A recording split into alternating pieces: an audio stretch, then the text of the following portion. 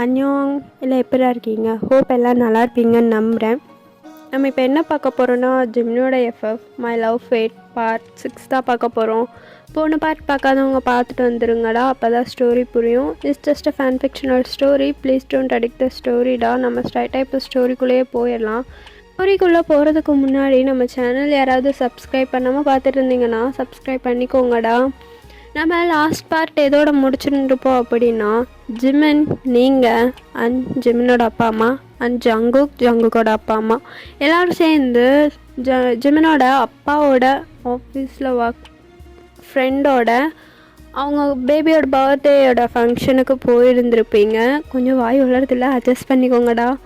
Birthday ஃபங்க்ஷனுக்கு போயிருந்துருப்பீங்க. அதில் ஜங்குக்கு ஏதோ ஒரு கொலரு வேலை பண்ணிவிட்டு உங்களையும் ஜிமினையும் செம்ம மூடாக்கி விட்டுருந்துருப்பான். ஸோ ஜிமினும் நீங்களும் காரில் போயிட்டுருக்கும்போதே ஜிமின் காரில் உங்களை பங்கமாக பண்ணியிருந்திருப்பான். அதோட தான் ஸ்டாப் பண்ணியிருந்திருப்போம். நம்ம இப்போ அதுலேருந்தே ஸ்டார்ட் பண்ணிக்கலாம்டா. ஐ மீன் அதுலேருந்தே இல்லை, நம்ம கொஞ்சம் டைம் ஸ்கிப் பண்ணி ஸ்டார்ட் பண்ணிக்கலாம். நீங்கள் தான் காலையில் அப்படியே தூங்கி அந்த காருக்குள்ளேருந்து எந்திரிக்கிறீங்க. உங்களால் சுத்தமாக நகரக்கூட முடியல. ஜிமின் அப்படியே உங்கள் மேலே நல்லா படுத்து அழுத்தி தூங்கிட்டு இருக்கான். உங்களால் சுத்தமாக நகர முடியல.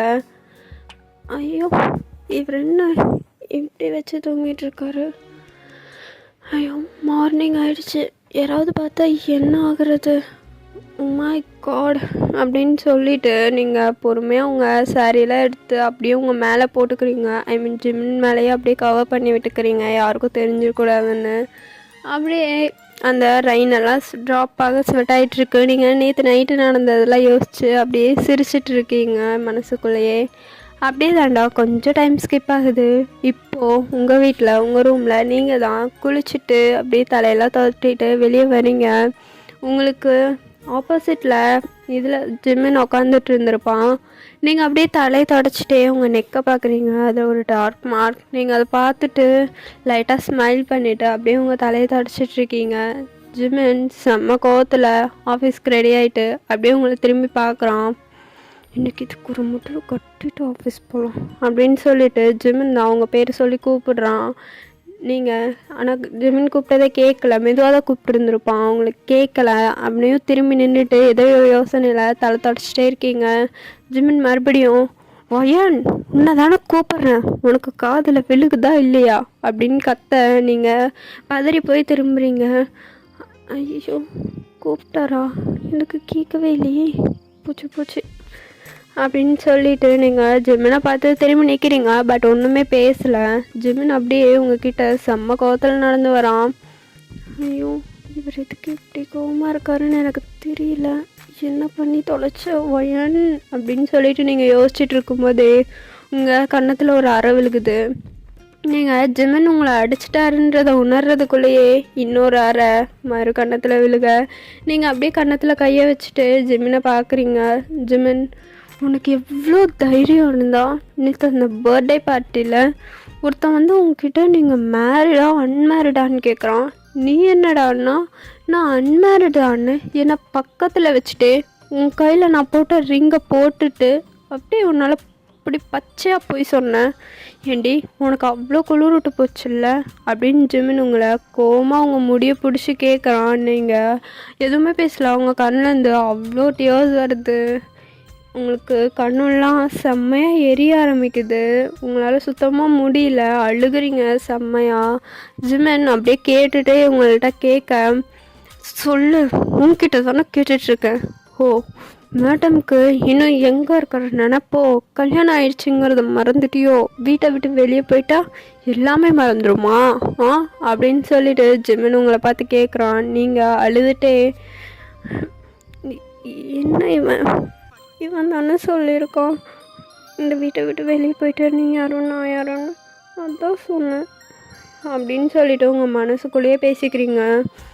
இல்லை வயன், இதை நீ மனசுக்குள்ளேயே பேசிக்கிறத விட இவன்கிட்டே கேட்டு அப்படின்னு சொல்லிவிட்டு டக்குன்னு நீங்கள் தான் ஜிமினை பார்த்து, ஆமாம் சார் சொன்னதான், நீங்கள் தானே அப்படி சொன்னீங்க, அதனால தான் நான் அப்படி சொன்னேன் அப்படின்னு நீங்கள் சொல்ல. ஜிமின், இது நான் சொன்னேன்னா என்னடி வளர்ற?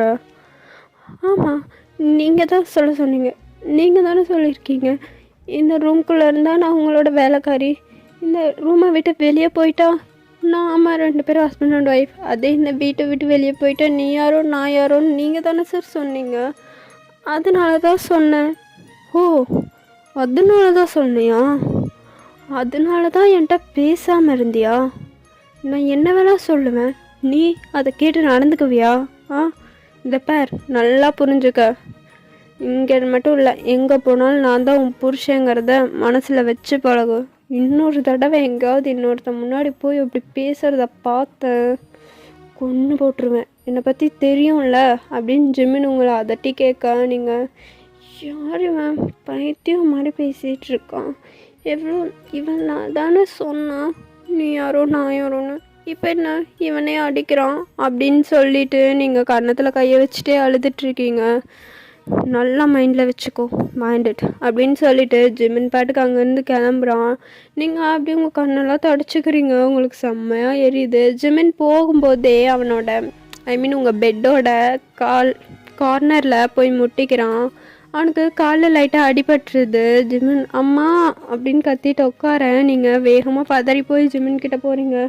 ஐயோ சார் என்னாச்சு, பார்த்து போக மாட்டிங்களா, அடிபட்டுருச்சா அப்படின்னு சொல்லிட்டு நீங்கள் ஜிமினோட காலை பார்க்க அது லைட்டாக அடிபட்டுருக்கு. நீங்கள் எனக்கு இதை பார்க்கல, இப்போ டைம் இல்லை, ஆஃபீஸ்க்கு டைம் ஆச்சு அப்படின்னு சொல்லிட்டு ஜிமின் எந்திரிச்சு போக பார்க்குறான். நீங்கள் தான் ஐயோ சார் ப்ளீஸ் ஒரு நிமிஷம் உட்காருங்க, அடிபட்டுருக்கு, இப்படியே போக வேண்டாம், தண்ணி மட்டும் குடிச்சிட்டு போங்களேன் ப்ளீஸ் சார், தண்ணி மட்டும் கொஞ்சம் குடிங்க அப்படின்னு சொல்ல, உனக்கு ஒரு தடவை சொன்னால் புரியாதா, நான் தான் சொல்கிறேன்ல எனக்கு டைம் ஆச்சு நான் போகணும்னு, நவுறு அப்படின்னு சொல்லிட்டு ஜிமின் சொல்ல, ஆனால் நீங்கள் தான் ஜிமினை விடவே மாட்டேறீங்க.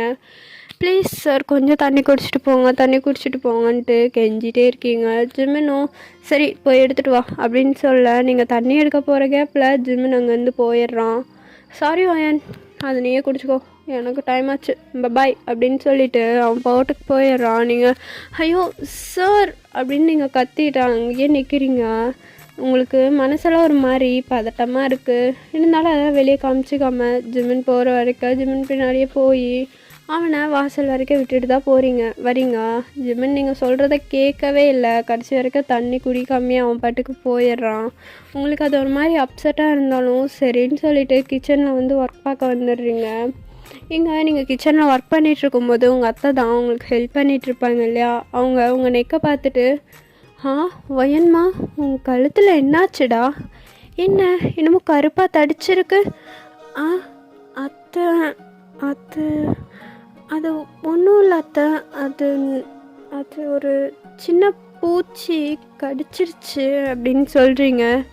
சின்ன பூச்சி கடிச்சிருச்சா, என்னடா சொல்கிற, இப்படி தடிச்சிருக்கு சின்ன பூச்சின்ற அப்படின்னு உங்கள் அத்தை அவங்கள பார்த்து நக்கலாக சிரிக்கிறாங்க. அவங்களுக்கு புரிஞ்சிடுது அது எப்படி வந்ததுன்னு. நீங்களும் லைட்டாக சிரிச்சிட்டு ஆமாம் அத்தை பூச்சி தான் கடிச்சிடுச்சு, வேறு ஒன்றும் இல்லை அப்படின்னு சொல்லிவிட்டு நீங்கள் பாட்டுக்கு உங்கள் ஒர்க் பார்த்துட்ருக்கீங்க. அப்படியே கொஞ்சம் டைம் ஸ்கிப் ஆகுது.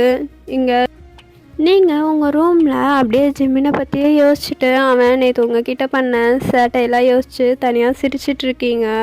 உங்களுக்கு ஃபுல்லாக நேற்று நடந்த அந்த ஞாபகம் மட்டும்தான்.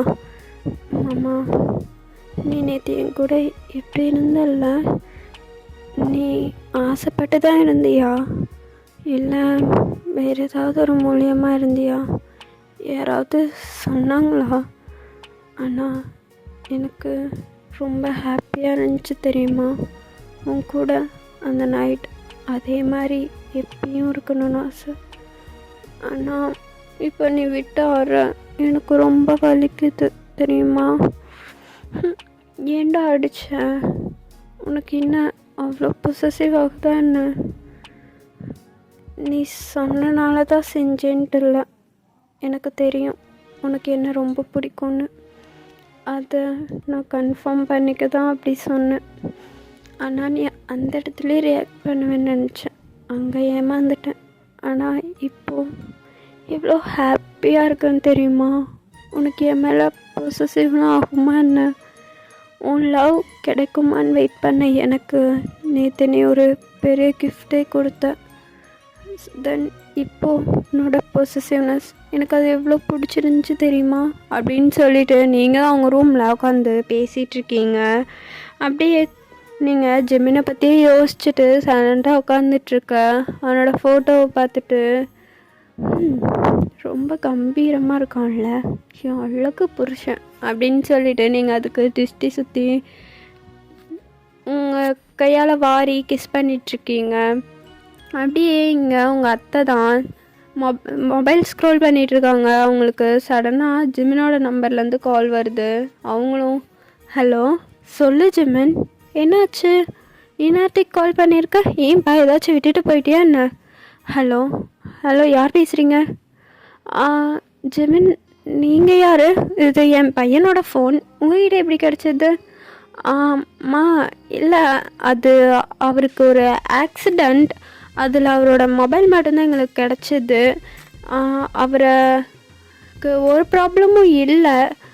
எது ஆக்சிடெண்ட்டா? என்ன சொல்கிறீங்க? என் பையனுக்கு என்னாச்சு? அவன் நல்லா இருக்கான்ல?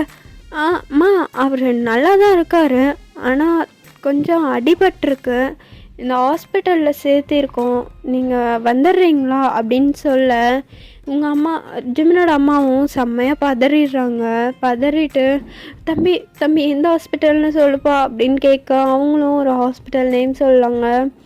ஜிமினோட அம்மாவும் சரின்னு சொல்லிட்டு வேகமாக உங்கள் ரூமுக்கு தான் ஓடி வராங்க. நீங்கள் ஜிமினை பற்றி தானே யோசிச்சுட்டு இருந்திருப்பீங்க. உங்களுக்கு ஆல்ரெடி ஒரு மாதிரி கண்ணெல்லாம் துடிச்சிட்டு இருந்திருக்கும். உங்கள் அம்மா வந்து டக்குன்னு டோர் நாட் பண்ண நீங்கள் போய் அத்தை இதோ வந்துட்டேன், ஒரு நிமிஷம் இருங்க அப்படின்னு சொல்லிவிட்டு நீங்கள் டோர் ஓப்பன் பண்ணுறீங்க. அவங்கன்னா செம்மையாக அழுதுட்டு நிற்கிறாங்க. அத்தை அத்தை என்னாச்சு உங்களுக்கு? ஏன் அழறீங்க? என்னாச்சு அத்தை அப்படின்னு நீங்கள் பதட்டமாக கேட்க ஒயன் ஜிமனுக்கு அத்தை அத்தை என்னாச்சு? மாமாக்கு என்னாச்சு அத்தை? ஏன் அழறீங்க? அவனுக்கு ஆக்சிடெண்ட் ஆயிடுச்சு, ஹாஸ்பிட்டலில் சேர்த்திருக்காங்களாம், நீ வா அப்படின்னு அவங்க சொல்லி உங்கள் கையை பிடிச்சி கூட்டிகிட்டு போகிறாங்க. உங்களுக்குன்னா செம்ம பயமாயிடுச்சு, எதோ ஆக்சிடெண்ட்டா அப்படின்ற மாதிரி. நீங்கள் வேகமாக பயத்தோடு போயிட்டுருக்கீங்க அழுதுட்டு. அத்தை ப்ளீஸ் அழாதீங்க அத்தை, அவருக்கு ஒன்றும் இருக்காது, சின்ன அடியாக தான் இருக்கும், ஒரு பிரச்சனையும் இல்லை, ப்ளீஸ் அத்தை அழாதீங்க, நானும் அதே நம்பிக்கையில் தாண்டா இருக்கேன், உனக்கு ஒன்றும் ஆயிடக்கூடாது, கடவுளே என் பிள்ளைய நீ தான் பார்த்துக்கணும் அப்படின்னு சொல்லிவிட்டு அவங்க பாட்டுக்கு சாமி வேண்டிட்டு வந்துட்டுருக்காங்க. நீங்கள் அப்படியே பொறுமையாக ஹாஸ்பிட்டலும் போய் சேர்ந்துடுறீங்க. இங்கே வந்து பார்த்தா ஜிமினுக்கு அவ்வளோ செம்ம அடிபட்டிருக்கும் போல இருக்குது. அவனுக்கு ஆப்ரேஷன் போயிட்டுருக்கு அப்படின்னு டாக்டர் சொல்கிறாங்க. அவங்களுக்குனா செம்மையாக அழுகையாக வருது. ஜங்குக் அண்ட் ஜிமினோட அப்பா எல்லோரும் ஒரு வழியாக ஹாஸ்பிட்டல் வந்து சேர்றாங்க. எல்லாருக்குமே செம்ம ஷாக்கிங்காக இருக்குது, எப்படியாச்சு எப்படின்னு. உங்களுக்கு தான் இங்கே உங்கள் அழுகையை கண்ட்ரோல் பண்ணவே முடியல, செம்மையாக அழுதுட்ருக்கீங்க.